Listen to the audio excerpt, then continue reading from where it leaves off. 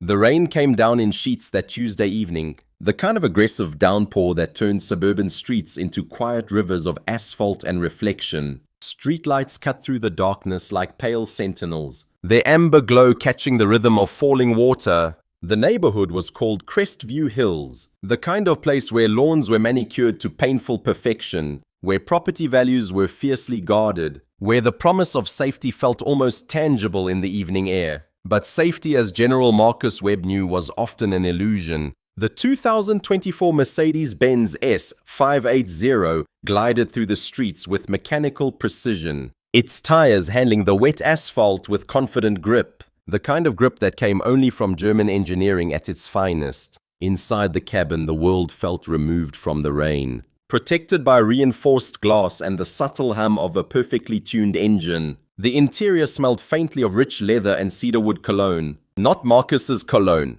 but the lingering scent of his daughter's husband's vehicle, which had been loaned for the evening drive. Marcus Webb sat behind the wheel with the posture of a man who had spent 35 years in military service. Even seated, even exhausted, even in the privacy of a borrowed luxury vehicle, his spine was perfectly straight. His shoulders remained squared. His hands rested at the 10 and 2 positions on the steering wheel, not out of nervousness, but out of habit so deeply ingrained that it had become part of his physical being itself. At 62 years old, Marcus Webb had made a deliberate choice, a choice to step away from the relentless concrete canyons of Washington, D.C., where he had spent most of his career. He had chosen instead to spend more time in quieter places, with quieter people, doing quieter things. Tonight had been one of those quieter moments, visiting his eldest daughter Chloe in the suburb where she had built her life with her family. He had held his newborn granddaughter, listened to his daughter talk about school districts and mortgage rates,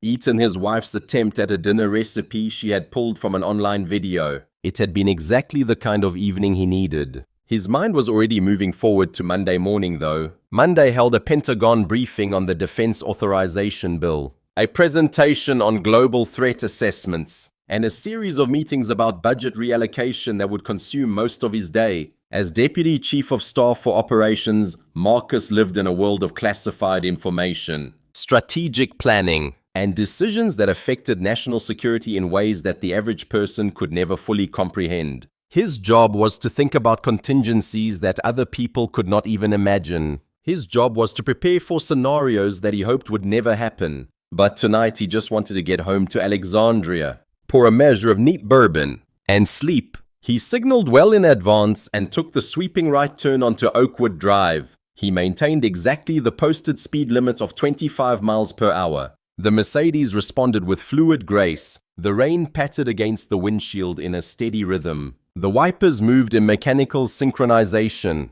Everything was controlled. Everything was precise. Everything was exactly as it should be. That was the moment the world changed. The sudden aggressive glare of high beams filled his rearview mirror without warning. Marcus blinked against the brightness. His military reflexes immediately noted the vehicle behind him. A sedan, dark-colored, headlights set to maximum brightness. The driver was tailgating, dangerously close, the kind of aggressive driving that suggested either impatience or intent. Marcus tapped his brakes slightly, a courtesy signal that suggested he was happy to allow faster traffic to pass. The vehicle remained locked behind him, maintaining the aggressive distance, the high beams creating a wash of white light that made it difficult to see clearly. 2 blocks passed, then 3. The aggressive tailgating continued, and then the lights changed. Red and blue pierced the darkness, accompanied by the short, authoritative whoop of a police siren. The sound cut through the rain and the hum of the Mercedes engine with deliberate authority. Marcus processed the information instantly. Pulled over for a traffic violation. Likely minor, likely routine. He let out a slow, measured sigh. The kind of sigh that contained both resignation and a certain weariness at the interruption of an otherwise peaceful evening. He guided the heavy sedan smoothly to the shoulder of the road, finding a position under the amber glow of a street lamp. The Mercedes came to a gentle stop. He killed the engine. The rain continued to fall, steady and relentless, creating a curtain of water between his vehicle and the rest of the world. Marcus placed both hands firmly on the top of the steering wheel. positioning them at the 10 and 2 position. This was protocol. This was how to behave during a traffic stop. Keep your hands visible. Keep your movements slow and deliberate. Do not make sudden gestures. Do not reach for anything without permission. Do not give the officer any reason to escalate. These were the rules that Marcus had learned over a lifetime. Rules that had been reinforced through countless conversations with friends, family members, colleagues, and strangers who shared his experience. The experience of driving while black in America. He waited calmly, watching in the rearview mirror as two figures exited the police cruiser and began walking toward his vehicle. The lead officer was a man in his late 30s, thick-necked and broad-shouldered, with the kind of swagger that suggested he had long since internalized the absolute authority that came with a badge and a service weapon. His name was Officer Thomas Reed. Reed had a certain quality about him, a tightness around the mouth, a permanent flexing of the jaw, the kind of expression that suggested he was either constantly angry or had convinced himself that anger was the same thing as confidence. Behind Reed came a younger officer, perhaps in his early 20s, who moved with considerably less swagger and considerably more visible discomfort. This was Officer Marcus Hayes, fresh out of the police academy, still possessing the naive belief that his job was fundamentally about helping people and protecting communities. Hayes was visibly uncomfortable in the heavy rain, his uniform already beginning to stick to his skin, his expression suggesting that whatever his field training officer was about to do, Hayes was not entirely convinced it was the right approach. Reed stopped just beyond the driver's side door. Without preamble, he leaned down to the window with a heavy high-lumen mag-light flashlight in his hand. The beam of light was aimed directly at Marcus's eyes, bright enough to create momentary blindness, aggressive enough to suggest that this was an intimidation tactic as much as a lighting necessity. License, registration, and proof of insurance, Reed said. Now, there was no good evening. There was no explanation for the traffic stop. There was no attempt at human connection or even basic courtesy. There was only a demand, backed by the implicit threat of authority, delivered with the kind of certainty that suggested the outcome had already been determined before the interaction had even begun.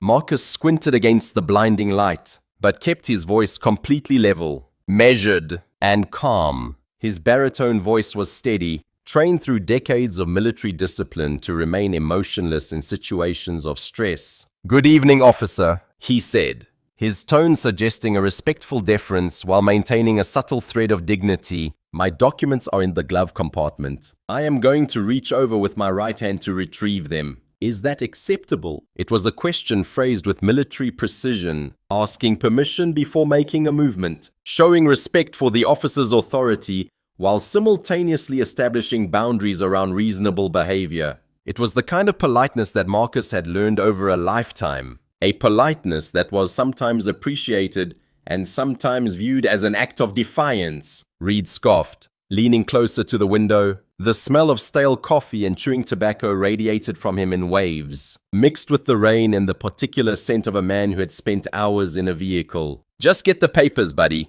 Reed said, "and do not make any sudden movements." His tone suggesting that even Marcus's careful politeness was somehow suspicious. Marcus nodded and slowly reached across the center console with his right hand, opening the glove compartment. The leather folio containing his documents was exactly where it should be. He retrieved it, his movements deliberate and visible, and extended his driver's license toward Reed. The license was a standard Virginia driver's license. It read Marcus James Webb in the name field. It did not list his rank. It did not indicate that the holder was a 4-star general. It did not suggest anything other than what appeared on the surface. A man named Marcus Webb, with an Alexandria address, who had decided to drive through a suburb on a rainy Tuesday evening. Reed snatched the card with the kind of aggressiveness that suggested his hands were as much weapons as any tools, shining his flashlight on it. Then down at the pristine interior of the Mercedes, taking in the leather seats, the advanced dashboard display,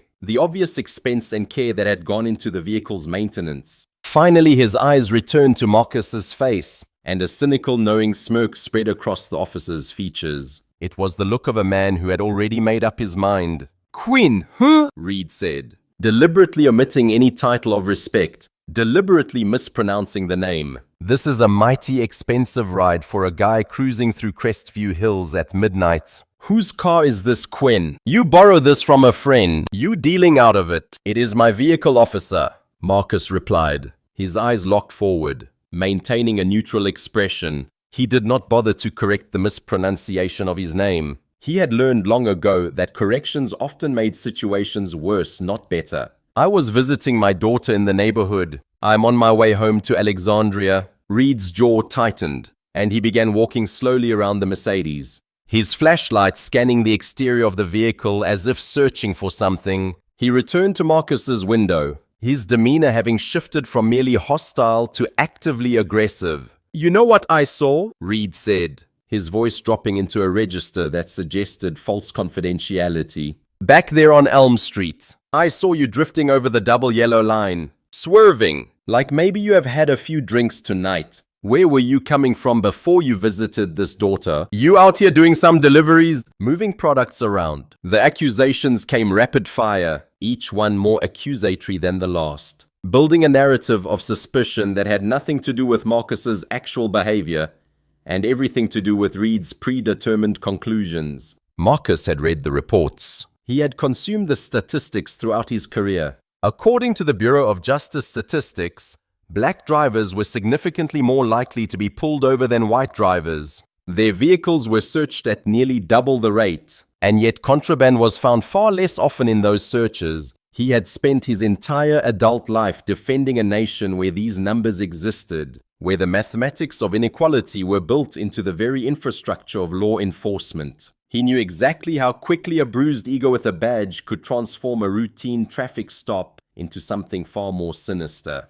"I have not had a drop of alcohol," Marcus said calmly. "If you review your dashcam footage, you will see that I maintained my lane perfectly. I was not swerving, I was not impaired, and I was visiting my daughter, which I've already explained." The moment Marcus spoke, he watched Reed's entire body language change. The officer's face flushed red, not the red of embarrassment, but the red of a man whose authority had been questioned, whose narrative had been contradicted, whose sense of absolute dominance had been challenged by someone he had already decided was supposed to be subordinate. "Are you telling me how to do my job, boy?" Reed's voice dropped an octave, the hostility morphing into something more openly aggressive. The word boy hung in the humid air like a physical strike, carrying with it the weight of 100 years of racial violence and domination. Distilled into a single syllable, Officer Hayes shifted uncomfortably in the rain behind his field training officer, his expression suggesting that even he understood the line that had just been crossed.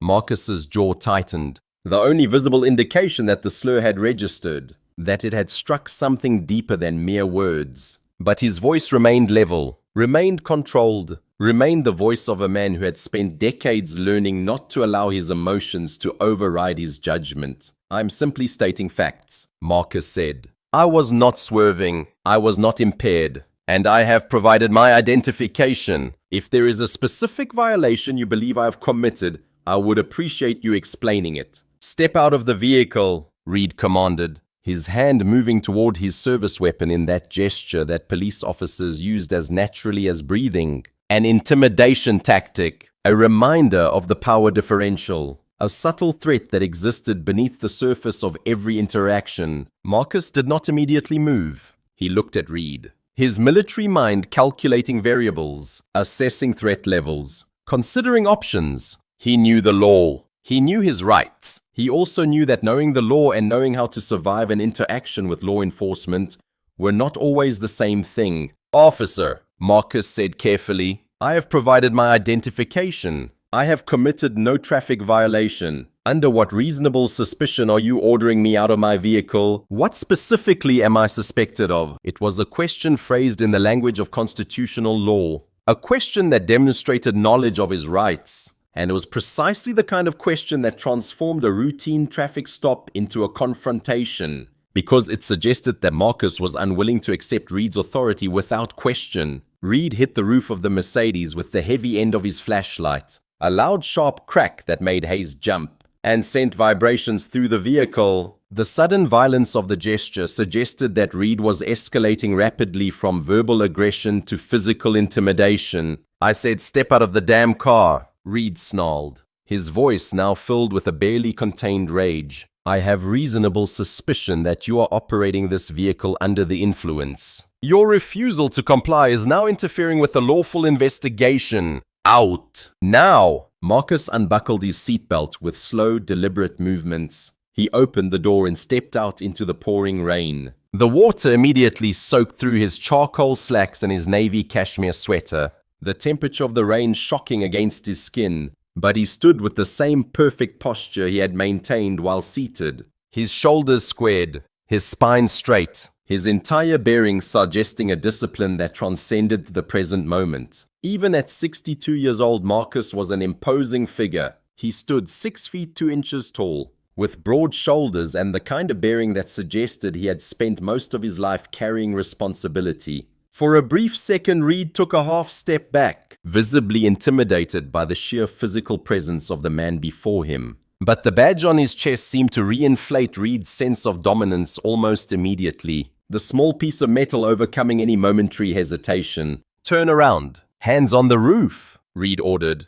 Marcus complied, turning to face the Mercedes and placing his hands on the wet roof of the vehicle. He knew what was coming. He had read the statistics on this as well. He spread his feet slightly, anticipating what Reed would do next. Reed moved in roughly, kicking Marcus's feet apart with the toe of his heavy boot in a gesture that was far more aggressive than any legitimate pat-down would require. Then Reed began the physical search, his hands moving across Marcus's body with invasive force, his touch designed to humiliate as much as to search. Nothing on him, Travis, Officer Hayes offered from the sidelines, his voice trembling slightly with anxiety. He is compliant. Let us just give him a warning for the lane violation and let him get home. Shut up, rookie, Reed snapped, not even bothering to look back at his partner. I told you to shut your mouth. I know this type. He is calm because he is a professional. A professional mule, probably. You do not get yourself a $150,000 car by working a 9 to 5. These guys are always the slickest ones. Reed walked toward the back of the Mercedes, his flashlight playing across the trunk.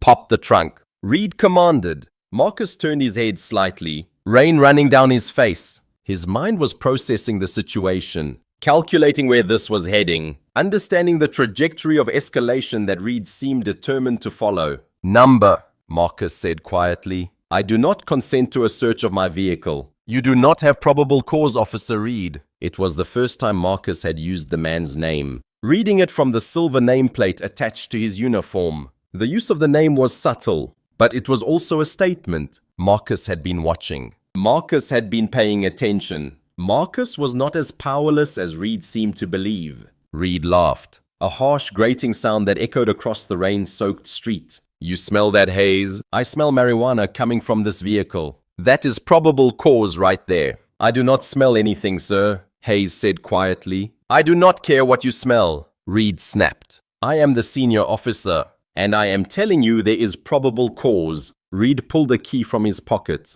the spare key that he had seen on the dashboard of the Mercedes, and opened the trunk. Inside was exactly what one would expect. Luggage from Marcus's visit to his daughter's home. A spare tire, a toolkit, jumper cables, everything organized, everything clean, everything suggesting a man who took care of his possessions. But Reed was not satisfied with what he saw. He began pulling luggage out of the trunk, opening suitcases, examining personal belongings with a thoroughness that went far beyond any legitimate search. And then beneath the spare tire, hidden in a compartment that was designed to be easily accessible only to someone who knew where to look, Reed found it. The lockbox was sleek, high-tech, approximately the size of a small briefcase. Its surface was matte black, almost featureless, except for a small biometric scanner mounted on its top, the kind of scanner that could only be opened with an authorized fingerprint or a voice command. Reed pulled it out, holding it as if it were a dangerous object. His face registered confusion, then curiosity, then something that approached hunger. Well, well, well, Reed said, his voice dripping with triumph. What do we have here? What is in the fancy box, Quinn? That look classified to you, Hayes? Marcus's expression changed. Only slightly, only for a moment, but changed nonetheless. The composure that he had maintained so carefully began to show the first cracks. That is classified federal property, Marcus said quietly. You need to put that back in the trunk immediately. Reed laughed again, the sound carrying genuine amusement now. Classified federal property. Come on, man. That is a good one. What are you, some kind of federal agent or something? This look like federal property to you, Hayes? I have no idea what that is, sir, Hayes said, his discomfort now approaching genuine alarm. I am serious, Marcus said, his voice taking on a harder edge. That lockbox is Pentagon registered. It is a biometric security container. You cannot open it without proper authorization. I can do whatever I want, Reed said, his confidence now approaching arrogance. It is in my jurisdiction. It is in my trunk. That makes it my problem. Marcus's hands remained on the roof of the Mercedes, but every muscle in his body had tensed. He was calculating options, running through scenarios, understanding that he was facing a critical moment in the interaction. The lockbox was a Department of Defense classified asset, registered with the Pentagon, equipped with a biometric security system that would trigger an automatic alert if tampered with. Reed, in his ignorance and his arrogance, had no idea what he was holding. Officer Reed, Marcus said carefully, I am telling you that you do not have the legal authority to open that container. It is classified federal property. Tampering with it is a federal crime. Federal crime, Reed repeated mockingly. That is a good one. You know what I think? I think you are full of it. I think that is a drug container. And you're trying to intimidate me with this federal property nonsense to get me to back off. He gestured toward Hayes. Go get the toolkit from the cruiser. Hayes hesitated, looking between Marcus and his field training officer, clearly torn between the law and his obligation to obey his superior officer. Do it, Reed commanded. Hayes departed, moving reluctantly toward the police cruiser. He returned moments later with a toolbox, which he set down on the pavement near Reed. Reed knelt down and began searching through the tools, his hands moving with the deliberate slowness of a man who was enjoying the power he held over another human being. He found what he was looking for, a hammer, heavy and solid, the kind of tool that could be used for legitimate purposes, but was now about to be used for something far more destructive. This is your last warning, Marcus said, his voice remaining level but now carrying an undertone of genuine alarm. That lockbox has a biometric security system. If you attempt to breach it, it will trigger an automated alert to the Pentagon. Federal agents will be notified. You will face federal charges, Reed smiled. And it was not the smile of a man who believed Marcus's words. It was the smile of a man who had convinced himself that whatever was in that box was worth the risk. That his authority was absolute, that the rules that governed other people did not apply to him. You know what I think, Reed said, standing up and hefting the hammer in his hand. I think you've been lying to me since the moment this traffic stop started. I think you are a drug dealer. You are transporting contraband in a stolen vehicle. And you are trying to use this federal property nonsense to scare me into backing off. Reed positioned himself, the hammer raised in his hand, the biometric lockbox sitting on the wet asphalt before him. Marcus's eyes widened, and for the first time since the traffic stop began, real fear flickered across his features. What happened next would later be played on news broadcasts across the country. What happened next would become the centerpiece of a federal investigation that would consume the resources of multiple agencies and departments. What happened next was the moment that Officer Thomas Reed made a mistake from which there was no recovery. Reed raised the hammer higher, his face flushed with the certainty of his own authority, his entire body language suggesting that he was about to do exactly what he had announced he would do. And Marcus, watching this moment unfold, understood with perfect clarity that this was the moment to act, to speak, to make one final attempt to prevent what was about to happen. Stop! Marcus said, his voice cutting through the rain and the darkness with military authority. You're about to commit a federal crime. That lockbox is registered with the Pentagon. It has a biometric security system that will trigger an automated alert the moment you attempt to breach it. That alert will be received simultaneously by the Department of Defense, the FBI, and the National Security Agency. Federal agents will arrive within minutes. You will be arrested. Your career will be over. Reed paused for just a moment, his hammer held mid-air, his eyes meeting Marcus's. And in that moment, Marcus saw something flicker across the officer's face. A moment of doubt, a moment of hesitation, A moment where Reed actually considered the possibility that Marcus was telling the truth.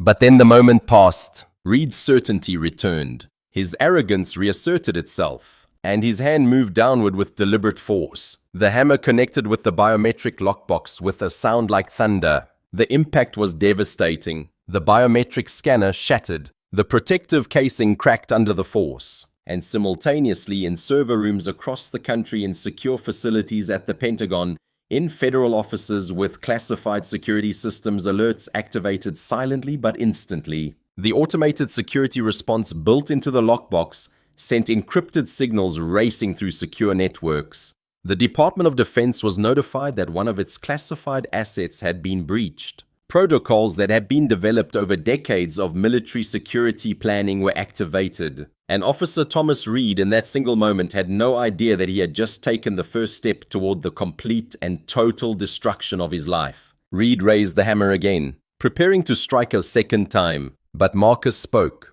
his voice cutting through the officer's momentum like a blade. "It is done," Marcus said quietly. "The alert has been sent. Federal agents are being notified. You need to stop now. You need to step away from that box right now." But Reed, his ego now fully engaged, his arrogance now at its absolute peak, raised the hammer a third time and brought it down again, cracking the lockbox further, destroying the security mechanisms, creating a physical manifestation of the contempt he felt for Marcus's warnings. And then as Reed stood there in the rain hammer in hand, biometric lockbox ruined at his feet, he heard something that made his entire body go still. A voice crackled over the police radio, crackling through the dispatcher frequency in the cruiser parked nearby. A voice that would later become central to the investigation. A voice that would trigger a cascade of consequences that Reed could never have imagined. "All units be advised." The voice said, "We have a federal alert coming from Officer Reed's location.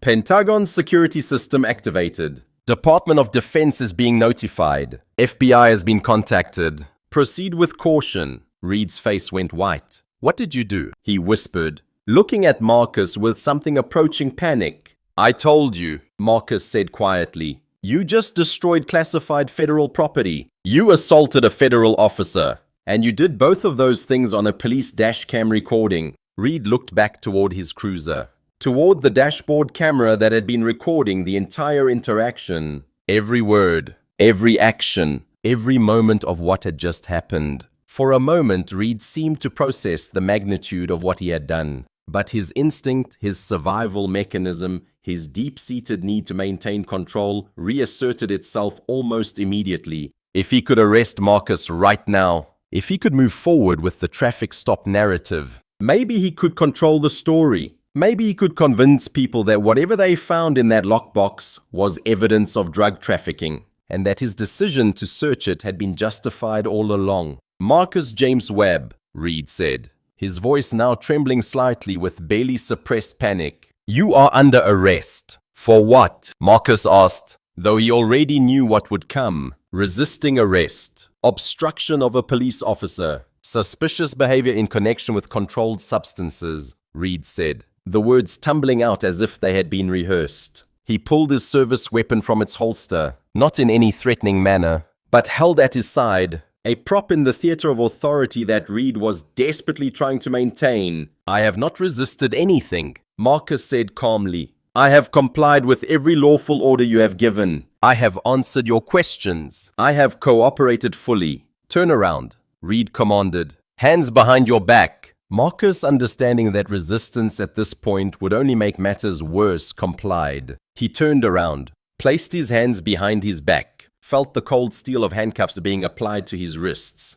The rain continued to fall. Officer Hayes stood nearby, his expression suggesting he understood exactly what was happening, exactly what the consequences would be, but unable to do anything to stop it. "I am not resisting," Marcus said quietly. "I'm informing you that I'm exercising my right to remain silent. I am also informing you that I'm requesting legal counsel." "Yeah, save it," Reed said, his voice taking on a desperate quality now, as if he was trying to convince himself as much as anyone else. "You are going downtown. We will sort this out at the station." Reed led Marcus toward the police cruiser, pushing him into the back seat with slightly more force than necessary. The rain pounded on the roof of the vehicle, Hayes sat in the passenger seat, his hands gripping the dashboard, his jaw clenched, his entire body language suggesting that he knew with absolute certainty that something terrible was about to unfold. The drive to the police station took 15 minutes. 15 minutes during which Marcus sat in the back seat of the cruiser,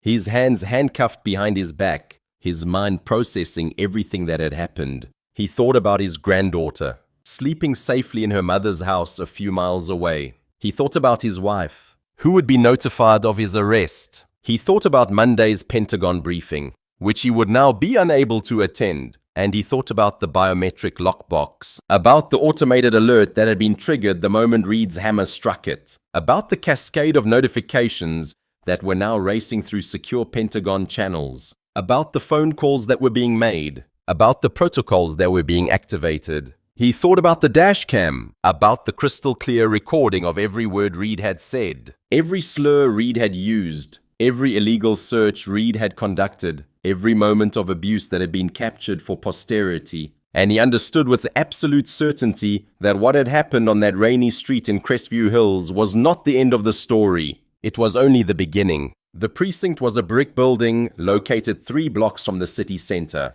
a building that had housed the Crestview Hills Police Department for the past 40 years. Reed led Marcus through the back entrance, past the holding cells, to the processing area where a sergeant named Duncan sat behind a desk, reviewing paperwork from the evening shift. "I got one," Reed announced, pushing Marcus forward slightly. "Resisting arrest. Obstruction. Suspicious vehicle violation." Sergeant Duncan looked up, taking in the sight of a soaking wet middle-aged black man in expensive clothes being escorted by Officer Reed.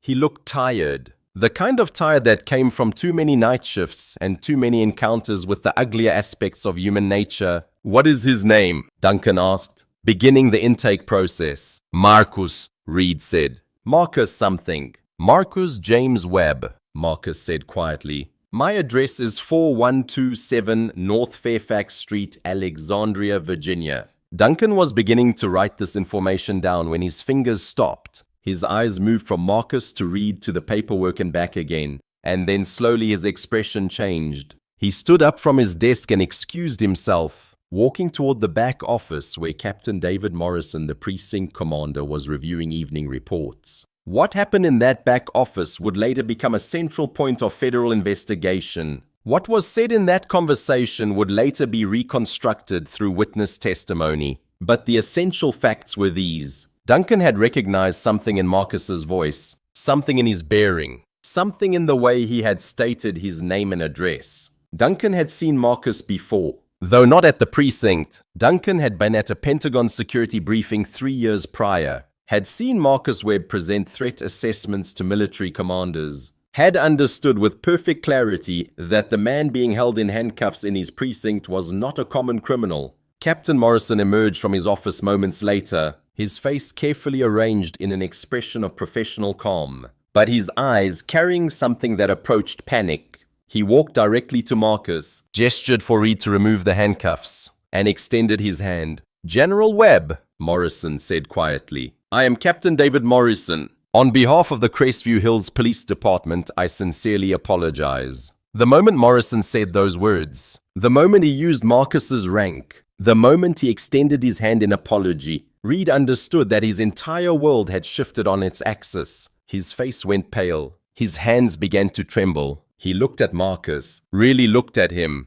as if seeing him for the first time. And the reality of what he had done began to crystallize in his mind. "I can explain the traffic stop," Reed said immediately, his voice desperate now. His confidence completely evaporated. "I thought there was suspicious behavior." "I thought." "Do not speak," Captain Morrison said quietly, not even turning to look at Reed. "Do not say another word, Officer Reed." Morrison led Marcus toward the back office, away from the public processing area, away from the other officers who were beginning to gather, understanding that something significant had happened. Once they were behind closed doors, Morrison's professional composure cracked slightly. "General Webb." "I cannot tell you how sorry I am," Morrison said. "Please tell me what happened out there," Marcus explained, in measured and precise language. Every detail of the traffic stop. He explained the fabricated violation, the racial slur, the illegal search, the destruction of classified federal property. He explained the lockbox, its purpose, the biometric security system, the alert that would have been triggered. As Marcus spoke, Morrison's expression grew increasingly grave. He picked up the phone on his desk and dialed an internal extension. "Duncan," he said when the sergeant answered. "I need you to pull the dashcam footage from Officer Reed's vehicle. I need it immediately." 20 minutes later, Morrison and Marcus were watching the video, listening to Reed's voice on the recording, hearing the word boy, watching the illegal search, watching the hammer strikes against the lockbox. Everything was there. Everything was documented. Every moment of what had transpired was captured in crystal clarity. "I need to contact the Pentagon," Marcus said quietly. "I need to alert them that the lockbox has been breached, that the security protocols have been activated, that federal notification procedures have been initiated." Morrison picked up the phone and handed it to Marcus without question. Marcus dialed a number he had known for decades, a secure line that connected to the Pentagon's Emergency Operations Center. He identified himself, explained the situation, and requested immediate federal intervention. The voice on the other end of the line shifted from casual to urgent in approximately 3 seconds. "Stay where you are, sir," the voice said. "We are activating federal response protocols. The FBI has been notified. The federal prosecutor's office has been notified. Do not say anything to anyone at that precinct without legal counsel present." The call ended, and then the waiting began. 2 hours passed. 2 hours during which Reed sat at his desk, white-faced and trembling, beginning to understand the magnitude of what was about to happen.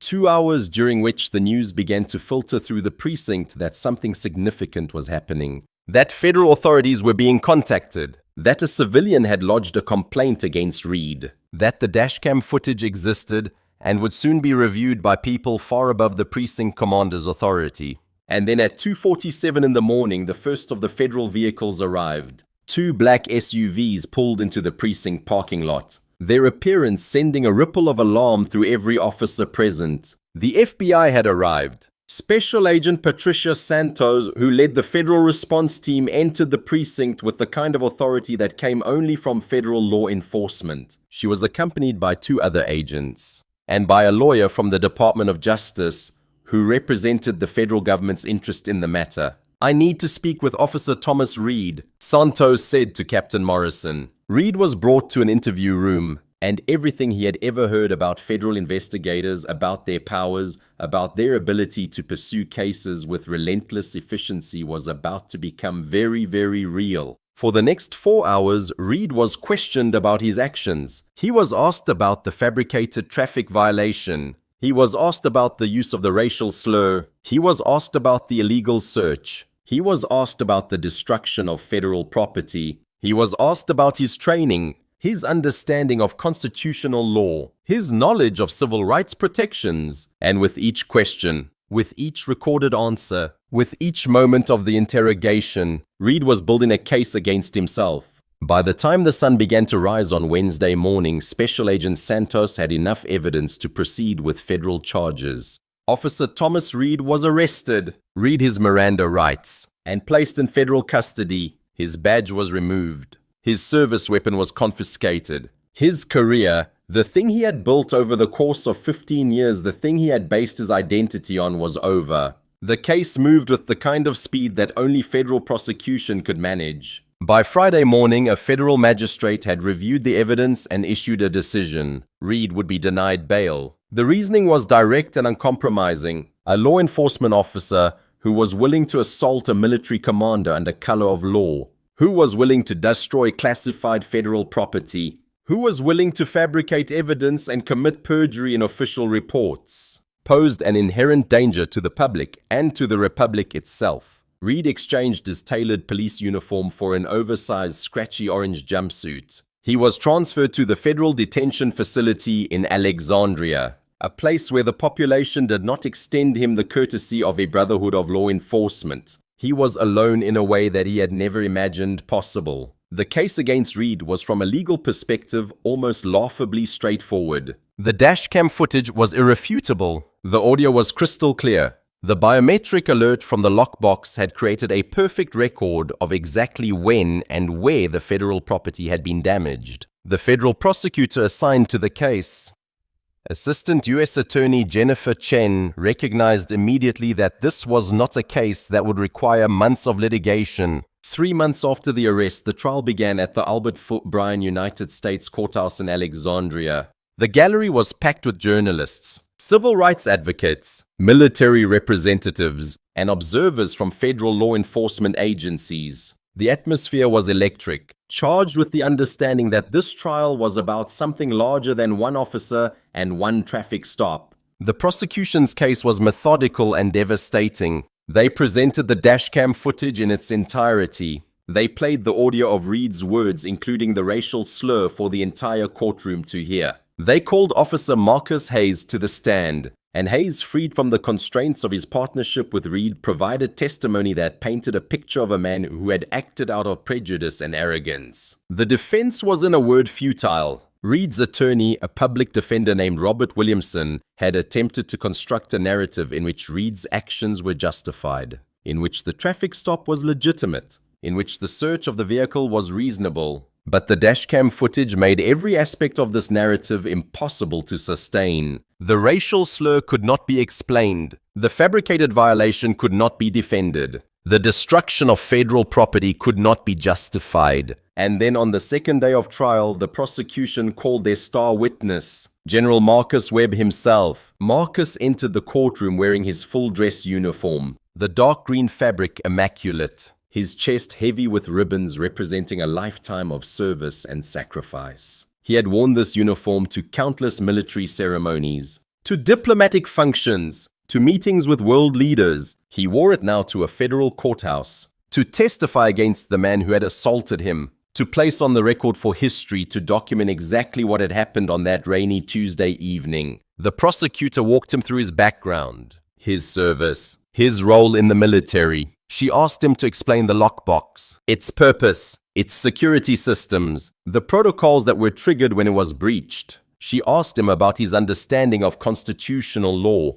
about his knowledge of the rights that were supposed to protect citizens during police encounters, about his expectations regarding the lawful conduct of police officers. And then when the defense attorney took over for cross-examination, something extraordinary happened. "General Webb," the attorney began, his voice attempting to adopt a tone of reasonable inquiry. "As a military tactician, would not you agree that you could have simply complied with Officer Reed's demands? Would not you agree that opening the trunk, unlocking the box, and surrendering the contents would have de-escalated the situation immediately?" Marcus leaned forward into the microphone. His voice was just as calm, measured, and commanding as it had been on that rain-slicked road 6 months prior. When he spoke, every word carried the weight of decades of military experience, of leadership under stress, of responsibility for others. "Counselor," he said quietly, "de-escalation is the fundamental responsibility of the trained professional carrying the firearm, not the citizen whose civil liberties are actively being violated. I complied with every lawful order given to me. I provided my identification. I stepped out of my vehicle when ordered. I submitted to a search that violated my constitutional rights. But I will not surrender my rights against unreasonable search and seizure. I will not surrender classified national security contingency plans to an aggressive, unauthorized individual simply to appease his fragile ego." Marcus paused, his eyes locking with Reed's from across the courtroom. Reed was trembling, his attorney's hand on his arm, suggesting that even his defense team understood that this moment was the moment when the trial was effectively over. Mr. Reed did not want compliance, Marcus continued, his voice steady and clear. He wanted submission. He wanted to humiliate a man he deemed inferior. "I have spent 35 years defending the United States against tyranny. I do not submit to tyrants, whether they wear a foreign uniform or a local police badge." The courtroom erupted. The judge had to bang his gavel repeatedly to restore order. The jury deliberated for less than 45 minutes. When they returned, the verdict was read aloud with the kind of clarity that suggested there had never been any doubt about the outcome. Guilty on 18 U.S.C. Section 242, deprivation of rights under color of law. Guilty of aggravated assault on a federal officer. Guilty of attempted destruction of government property. Judge Robert Callahan did not hold back during sentencing. Looking down from the bench, his face a mask of disgust, he addressed Reed directly. "Officer Reed," the judge said, "you were given a badge to protect the vulnerable. Instead, you used it as a weapon to terrorize them. You abused your position of authority. You violated the constitutional rights of a citizen. You destroyed classified federal property. And you did all of this out of racial prejudice and personal arrogance. You are a disgrace to the badge, a danger to the public, and a liability to this nation." The judge paused, letting the weight of his words settle over the courtroom. "Travis Reed, this court sentences you to 15 years in a maximum security federal penitentiary, with no possibility of early parole." Reed's body went limp. His attorney put his hand on his shoulder, but the gesture was hollow, meaningless. The sentencing had been delivered. The consequences were now permanent and inescapable. As the federal marshals approached Reed to take him away, he looked back over his shoulder one final time, desperately searching the gallery as if seeking some sign of support, some indication that he was not completely and utterly alone. He saw no family. His wife had filed for divorce 3 months earlier, unable to bear the publicity and the shame. He saw no friends. Officers who had worked with him for years now refused to even make eye contact. He saw no fellow officers who might sympathize with his situation. The Fraternal Order of Police had in an unprecedented move publicly disavowed him, making clear that they would not support him, would not defend him, would not claim him as one of their own. He saw only General Marcus Webb, sitting straight-backed in the front row, dressed in his military uniform, his expression neutral and contemplative. The general did not gloat. He did not smile. He did not express any satisfaction at Reed's downfall. He simply watched, a silent, unyielding guardian who had utilized the full crushing weight of institutional authority to ensure that at least one person who had abused their power faced real consequences. In the weeks following Reed's sentencing, the Crestview Hills Police Department found itself under intense federal scrutiny. The Department of Justice initiated a comprehensive investigation into departmental practices, officer training, and internal accountability mechanisms. The findings were damning. Reed was not an isolated case. He was a symptom of a larger culture that had been allowed to develop within the department, a culture in which racial profiling was practiced with relative impunity, in which complaints were dismissed or settled quietly, in which the brotherhood of the badge was placed above the rights of the citizens being policed. The response was swift and consequential. The department was placed under a federal consent decree. Body cameras were mandated for all traffic stops. Video footage was required to be released publicly within 72 hours. Quotas based on the number of stops quotas that Reed had quietly been operating under were formally banned. A civilian review board was established, granted the power to subpoena officers, to review cases, to make recommendations for discipline. Annual bias training became mandatory for all officers. It was not perfect. Systems built over decades do not change overnight. But it was change. Real change. Change that would create a foundation for further reform and improvement. 3 months after Reed's sentencing, on a clear Saturday morning, Marcus Webb sat at the same gas station pump where he had begun his evening drive that had changed his life. The tank was nearly empty. He filled it slowly, watching the numbers climb on the pump's display, watching other drivers come and go, watching the ordinary rhythms of suburban life continue. A patrol car pulled into the lot, and Marcus's body tensed slightly, the muscle memory of fear and caution reasserting itself despite everything that had happened. A young officer, perhaps in his late 20s, stepped out of the vehicle. He was professional, his uniform crisp, his bearing suggesting someone who took his job seriously and understood its responsibilities. The officer caught Marcus's eye and waved,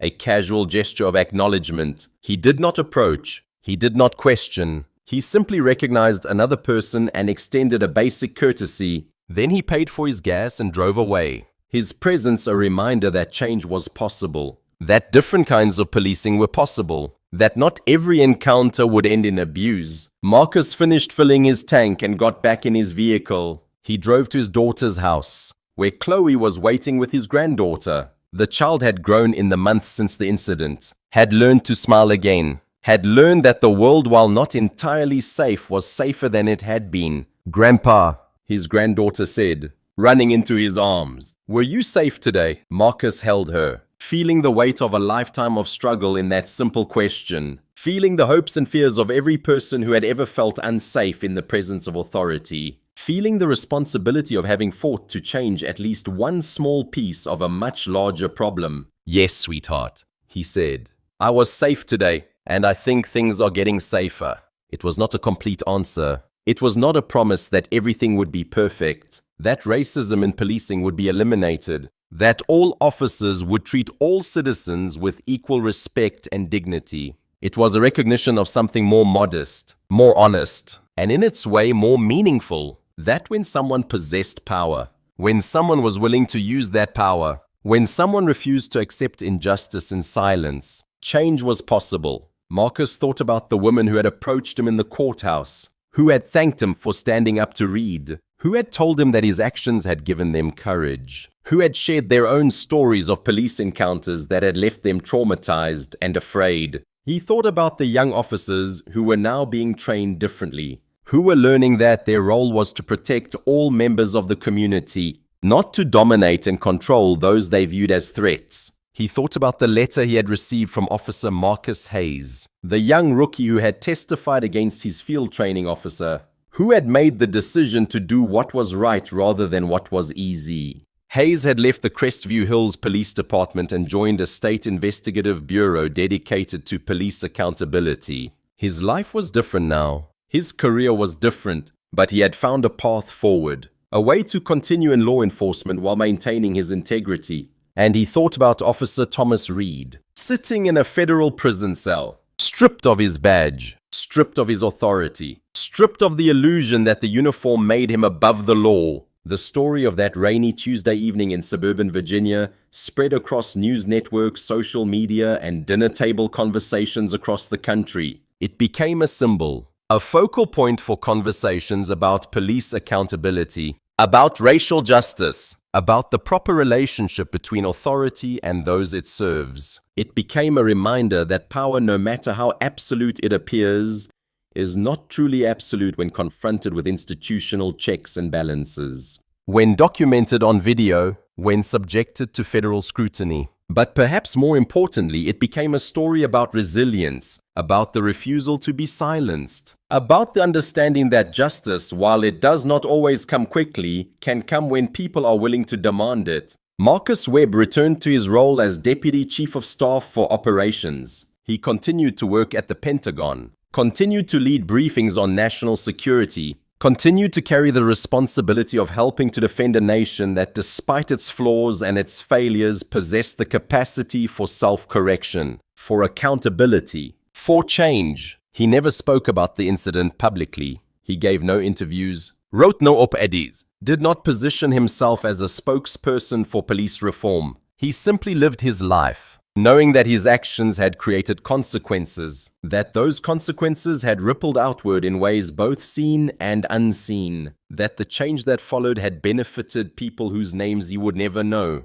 On quiet evenings when he sat with his wife on the porch of their home in Alexandria, watching the sunset paint the sky in shades of orange and gold, he sometimes thought about that moment when Reed's hammer struck the lockbox, about the automatic alert that had been triggered, about the way institutional power had responded to institutional abuse. He thought about how the mechanisms of power, when properly directed, could serve the cause of justice. And he recognized with the clarity that comes only from having lived through such experiences that the victory was incomplete. That much work remained to be done, that countless others faced what he had faced and did not have the advantage of his rank, his access to federal resources, his ability to contact the Pentagon. But he also recognized that one man's refusal to be silenced, one man's determination to stand up to abuse of authority, one man's willingness to use the power he possessed to hold accountable those who had abused theirs, could create a foundation for broader change. The gas station remained, still serving customers on weekend mornings. The police still patrolled the neighborhood, their presence now more carefully monitored, their actions now more carefully recorded. The suburb of Crestview Hills continued on, slowly, gradually, in ways both obvious and subtle, becoming a place where citizens felt safer, where officers understood their role more clearly, where the balance of power had shifted, ever so slightly, in favor of those being served rather than those doing the serving. And in a federal prison cell, Officer Thomas Reed had nothing but time to reflect on the moment his world changed. The moment he chose to raise a hammer against a federal asset. The moment he allowed his arrogance to override his judgment. The moment he confronted power that transcended the small badge on his chest. 3 years after Reed's conviction, the Crestview Hills Police Department had become a model for police reform in other jurisdictions. Other departments facing similar scandals looked to the structures that Crestview Hills had implemented and adopted them in their own communities. The Civilian Review Board had reviewed hundreds of cases and had recommended discipline or further investigation in dozens of instances. The mandatory body camera footage released publicly had created a level of transparency that would have been unthinkable just years earlier. Marcus Webb received the Presidential Medal of Freedom not for his military service. For that, he had already been recognized many times, but for his advocacy for police accountability and civil rights protection. He accepted the award with the same quiet dignity he had brought to everything else in his life, understanding that the award was meaningful not because of what it signified for him personally, but because of what it signified about the nation's commitment to the principles of equal justice under law. His granddaughter grew up in a world that was measurably safer for people who looked like her than the world her grandfather had grown up in. She would never fully understand what that safety had cost, what battles had been fought, what compromises had been made, but she would benefit from it, would take for granted perhaps the fact that police officers treated her with respect, that her parents did not teach her to fear authority, that the world around her had in small but significant ways become more just. And on quiet evenings, when Marcus sat on his porch and looked out at the neighborhood around him, he understood that while the work was not finished, while much remained to be done, while profound inequalities persisted in countless forms, real change had occurred. One man's refusal to accept injustice, one man's willingness to use the power he possessed to challenge abuse, one man's quiet dignity in the face of deliberate humiliation. All of these had contributed to a shift, however incremental,